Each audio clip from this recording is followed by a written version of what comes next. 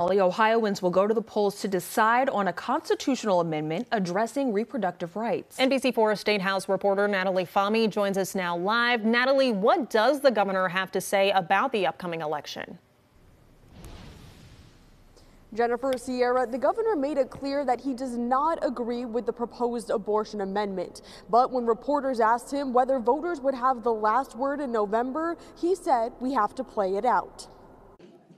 In November, voters will decide whether abortion should be legal to the point of fetal viability. This would make Ohio have one of the most liberal abortion laws in the country. The amendment that is on the ballot in November is a very common sense, medically based amendment. Governor DeWine says it's an amendment he can't get behind, calling it radical. And other state leaders like Secretary of State Frank LaRose agree. Ohioans will see this for what it is. This is not a modest pro-choice kind of an amendment. This is really the most extreme abortion measure in the country, and it's too far for Ohioans. Claims that this amendment is radical are frankly absurd, because it's really basically continuing the law that we're currently working under. Lawmakers did pass a 6-week abortion ban that went into effect when Roe v. Wade was overturned.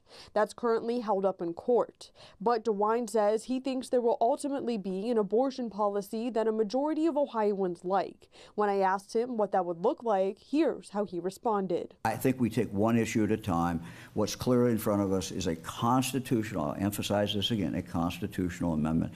And that has to be the focus. Once that is dealt with, whatever the results are, then we can deal with other things. But advocates for the abortion amendment say not to believe a middle ground is on the horizon. If we do not preserve our right to reproductive health care through this constitutional amendment, you better believe these extremists are going to come back and outlaw abortion.